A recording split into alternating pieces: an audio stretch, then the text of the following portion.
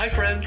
Doesn't it feel great when someone likes or hearts something you've posted? Anytime I share a heartwarming cat gif on Facebook and I see it that it was shared by 33 other people, it makes me feel pretty great. In Brazil, we have something we call biscoiteiros, which translates into cookie chasers.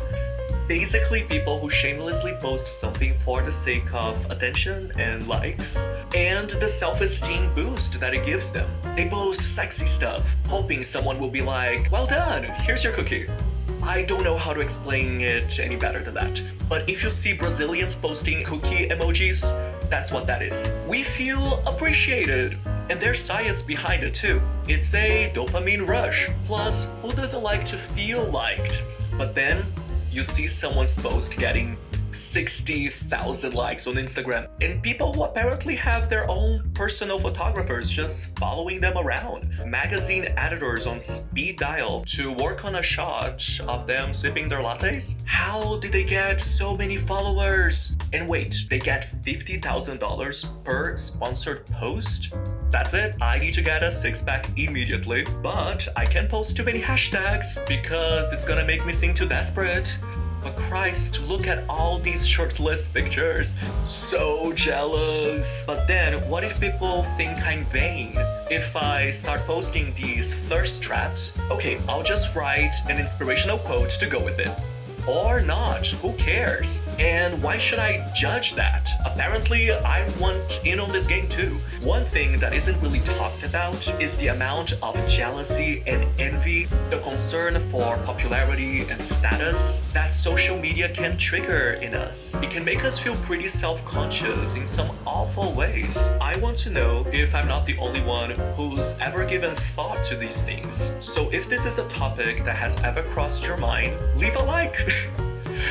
And tell me in the comments. I always read them, and I love it when more people join these conversations, and I'm sure others will appreciate your input as well. Two tarot cards that come to mind for this topic are the Six of Wands, which stands for recognition and success, which is what deep down we all kind of want, and the Nine of Swords, which stands for affliction and anxiety, which is often caused by this social media angst. I personally have had every reaction under the sun with these things. I felt jealous, envious, frustrated, as well as inspired by and really happy for the people that show up on my feed.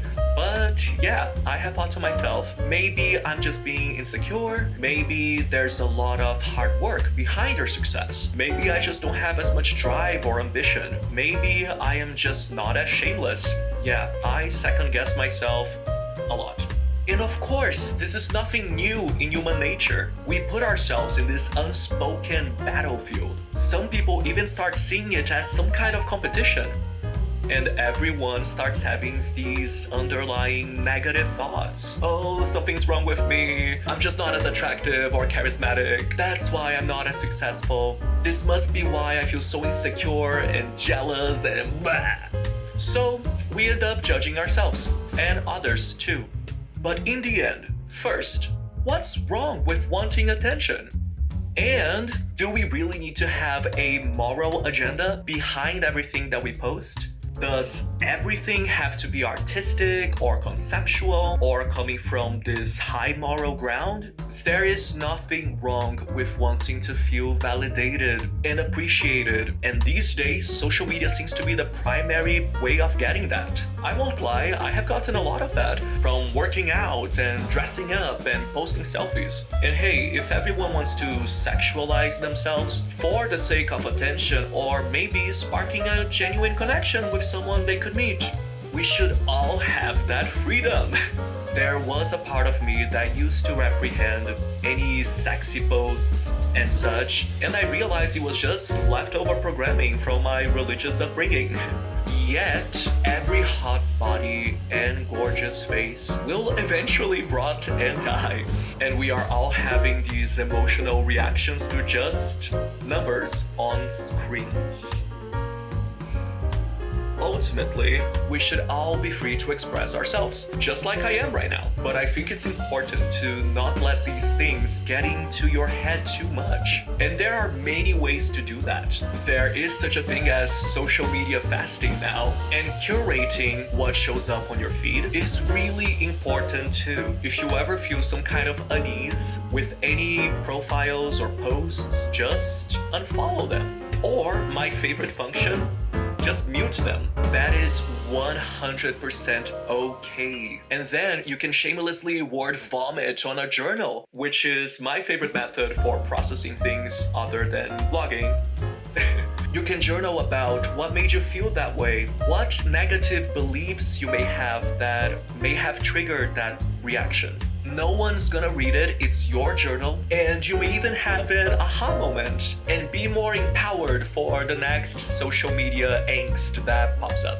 I was talking to one of my friends from Brazil, beijão, Cássio, and while deep down most of us crave popularity, fame, and recognition, we shouldn't let social media be our only source of personal fulfillment. Cherishing our close relationships and shamelessly expressing gratitude for what we got, even if it doesn't feel like it's much, goes a long way in manifesting priceless experiences in our personal lives. And maybe let's stop connecting with virtual identities and try to focus on the real being behind the posts. There is real life behind these images. Sure, what we post, what we present can be a reflection of who we really are, but meaningful and fulfilling connections happen at the level of essence, of spirit, not at the level of image.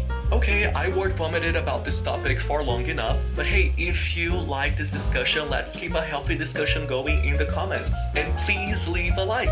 Give me all those cookies. Nom, nom, nom, nom, nom. And remember, there is no such thing as misfortune, only blessings in disguise. My name is David Tessis, and thank you for checking in. Adeus.